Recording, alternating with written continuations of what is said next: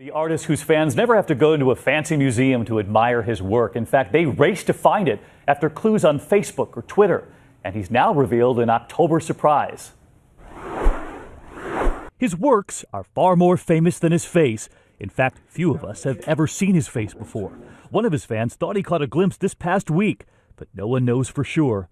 Banksy, a legendary British street artist whose works are now popping up all over New York City.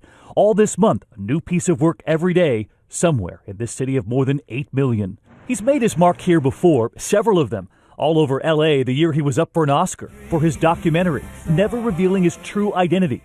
He didn't even show up. Ultimately, he can't show his face. If he's a person, they can come arrest him for defacing property. Banksy's work now commands a lot of money. On his website, he's revealed that this month he's going to be an artist in residency on the streets of New York.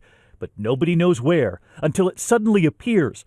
The location spreading faster than his paint across Facebook and Twitter. His fans, even beyond the art world, showing up with their iPhones and their cameras.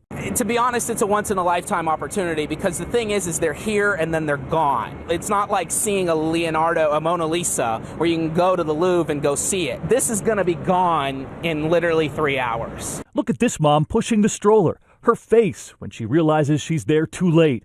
And then the dad, just in time elsewhere, his little boy planted right there in front of the work.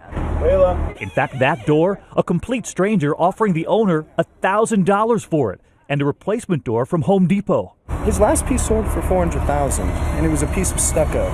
So I would be glad to hang that up on my wall. The owner said no thanks. Tonight, that work covered up for the owner himself.